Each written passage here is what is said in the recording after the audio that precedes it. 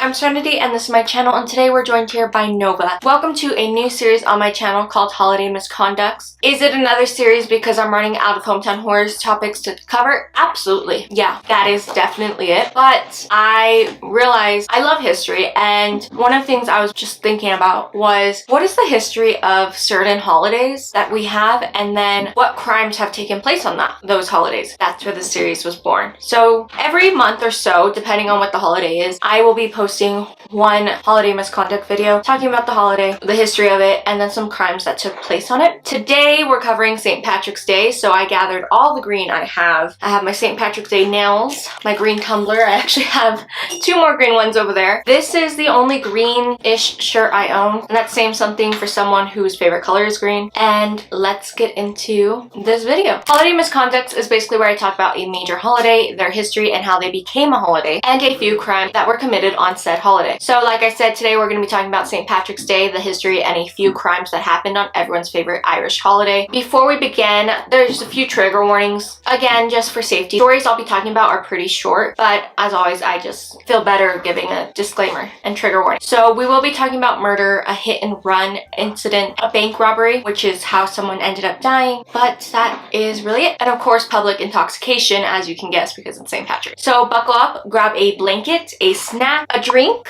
Of course, I got green drinks for this, and let's get into it. St. Patrick's Day is a festival day celebrated on March 17th of every year. The holiday celebrates the Ireland patron saint named Patrick. Patrick was born in Roman Britain in the late 4th century, about 387 CE or AD, so after Christ, after death, whichever way you want to look at it. When he was kidnapped at the age of 16 and taken to Ireland as a slave. He escaped but returned to Ireland in about 432 CE to convert the Irish to Christianity from paganism. Now, I'm not sure if this is correct, but you know the term Irish Catholic? That refers to the people that St. Patrick was converting. See, all Catholics are Christians, but not all Christians are Catholics. It makes sense, but then it really doesn't. It's like the math thing where all rectangles are squares, but not all squares are rectangles. By the time of his death, almost 30 years after his return to Ireland on March 17, 461 CE, St. Patrick had established monasteries, churches, and schools. Many legends grew around St. Patrick. One myth claimed that he drove these snakes out of Ireland, which is why Ireland is one of the few countries in the world that has no snakes to this day. Another claimed he used a three-leaf clover, better known as a shamrock, to explain the Holy Trinity, which is the Father, the Son, and the Holy Spirit. Ireland began to celebrate all the contributions that St. Patrick had brought to their country on the day that he passed away, March 17th. The celebration was filled with religious services and feast, sort of like another Easter. So how did the Ireland holiday celebration come to the United States and become a party day in mid-March? The answer is actually pretty simple. As Irish immigrants began migrating onto the east coast of the United States, they brought the holiday with them. Cities that have large numbers of Irish immigrants who have some sort of political power standing started putting on an excessive holiday celebration, which usually included celebratory parades. Soon the holiday to celebrate the life of a Christian saint turned into a day to celebrate all things Irish as a secular holiday, aka a day that is not overly religious. Boston, Massachusetts, one of the biggest American cities, which is mostly made up of Irish and Italian immigrants, held its first St. Patrick's Day parade in 1737, way before America became America in 1776. Interestingly enough, 20% of Bostonians today report that they come from Irish descent, and 15% report that they come from Italian descent. Almost 300 years later, Boston still has one of the largest St. Patrick's Day celebrations every year. In Beantown, up to 1 million spectators watch the country's third largest St. Patty's Day parade. Many people perform in kilts to traditional Irish dances, playing loud bagpipes and marching down the street. The next major city to start celebrating St. Patrick's Day was New York City in 1762. New York has the largest St. Patrick's Day parade in the entire world. The first parade, which was held in 1762, and it now attracts over 2 million people each year to Fifth Avenue. Another major city that started celebrating St. Patrick's Day for decades has been Chicago, Illinois. So a little more inward of the country, a little more mid-east, I guess, from the East Coast, but it's still one of the biggest celebrations in the state. In 1962, Chicago started temporarily dyeing the Chicago River bright green to mark the holiday. By noon, up to 800,000 people line up along the parade route to watch a traditional Irish bands and dance troops march. Then adults go to Irish pubs to drink green beer or a Guinness beer. Other notable American cities that have large St. Patrick's Day parade celebrations are Savannah, Georgia, Kansas City, Missouri, Philadelphia, Pennsylvania, New Haven, Connecticut, Connecticut, Pittsburgh, Pennsylvania, Denver, Colorado, Cleveland, Ohio, O'Neill, Nebraska, Detroit, Michigan, and San Francisco, California. So it's all kind of spread across the state. Now, I know you're asking, how did a holiday celebrating a Christian saint become synonymous with the color green, leprechauns, rainbows, and pots of gold? Traditionally, blue was the color associated with St. Patrick, but green is now commonly connected with the day, mostly because of the shamrock plovers associated with St. Patrick's teaching. Leprechauns are also associated with St. Patrick's Day because both originated from Ireland, and traditionally the leprechaun was originally red but turned green to signify association with Ireland, hence because of the Ireland flag. The rainbows are a direct connection to St. Patrick himself because he viewed the rainbow as representation of God's promise to never again destroy the earth with a flood. Lastly, the pot of golds come from the California silver and gold rush from 1848 to 1855. A number of the most famous and successful miners of the time were of Irish and Irish American descent. Over time, this association of the Irish with mining fortunes led to the expression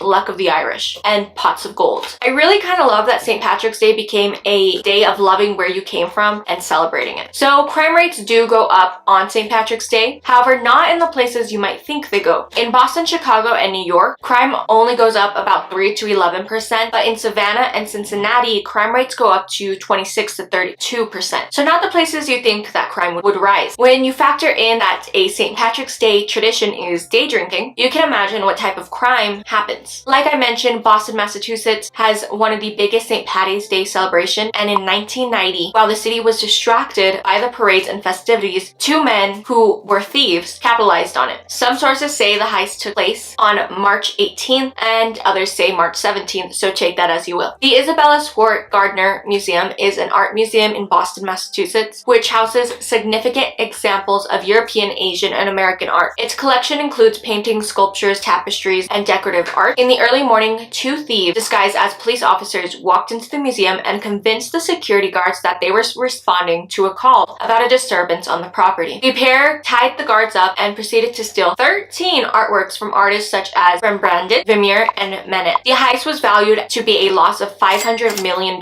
making the robbery the largest private property theft ever. Among the works was the Concert from 1664, one of only 34 known paintings by Johannes Vermeer, and thought on to be the most valuable unrecovered painting at over $200 million. Also missing is the Storm of the Sea of Gailey from 1633, Vermeer's only known seascape. The art has actually never been recovered, nor have any suspects ever been arrested. However, in 2013, the FBI claimed to have known the thieves' identities. The museum initially offered a reward of $5 million for information leading to the recovery of the art and doubled it in May 2017 to $10 million.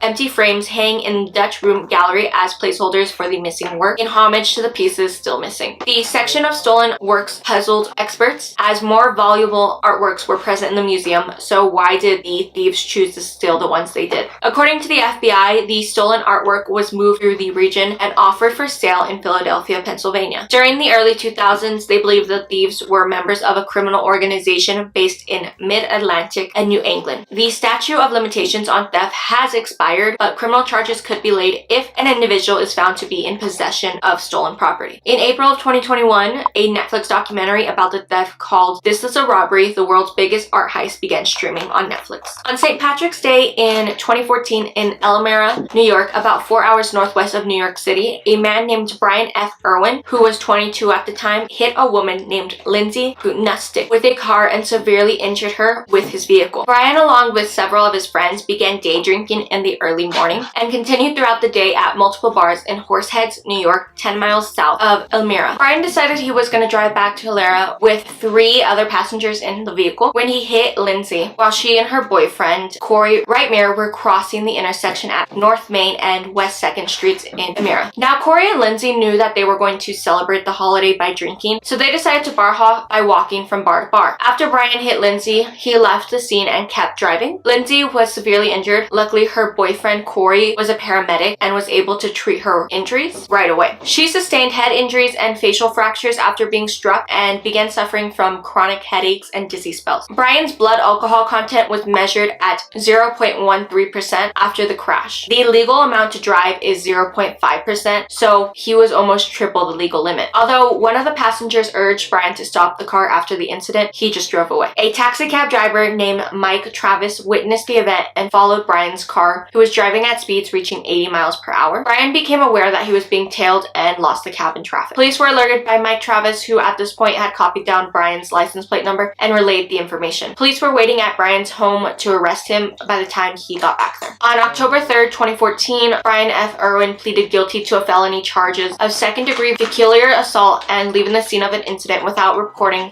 it to police, along with 2 counts of misdemeanor while driving intoxicated. He received a 1-year conditional discharge for the misdemeanors and was required to install an alcohol sensor lock on his vehicle when his driving privileges were reinstated. Also, in 2014, on March 8th, 2014, in Amherst, Massachusetts, about an hour west of Boston, a pre-St. Patrick's Day celebration near UMass Amherst led to 80 people being charged at the annual Blarney Blowout event. The party got too rowdy, and 52 arrests and 4 different officers were injured in the clashes that included some students throwing beer bottles, cans, and snowballs. In addition to the arrest, 28 people were issued summons, according to Amherst police. Most of the charges were for disturbing the peace, open container violations, but some were for assault and battery on a police officer and others. Almost 90% of those charged were UMass Amherst students. Authorities spent most of the day on Saturday, March 8th, 2014, attempting to disperse several large gatherings around the UMass campus for the party traditionally held the Saturday before spring break. The partying carried through Saturday evening into early Sunday on March 9th, 2014. While the university publicly denounced the students' behavior, the students themselves were upset at what they call aggressive police tactics. At least one student filed a civil rights lawsuit against Amherst police, alleging he was wrongly charged and excessive force was used in his arrest. His lawsuit sought unspecified monetary damages. Pepper bullets were also shot at students who were walking away from the scene. The last case in this video is actually pretty grim. On St. Patrick's Day 2010 in Nashville, Tennessee, the suburb of Gallatin,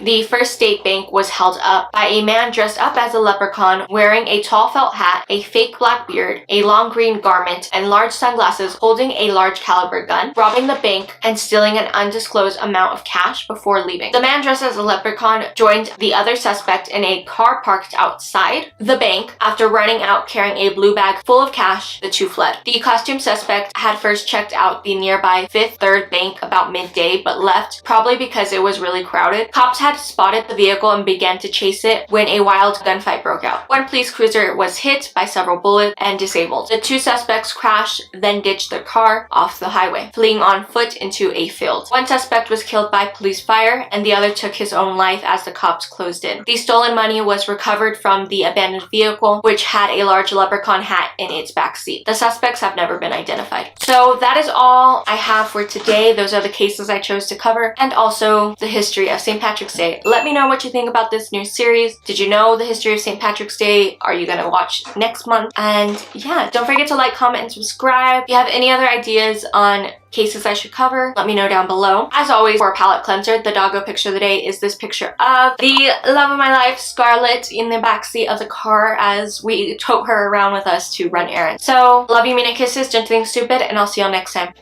Bye!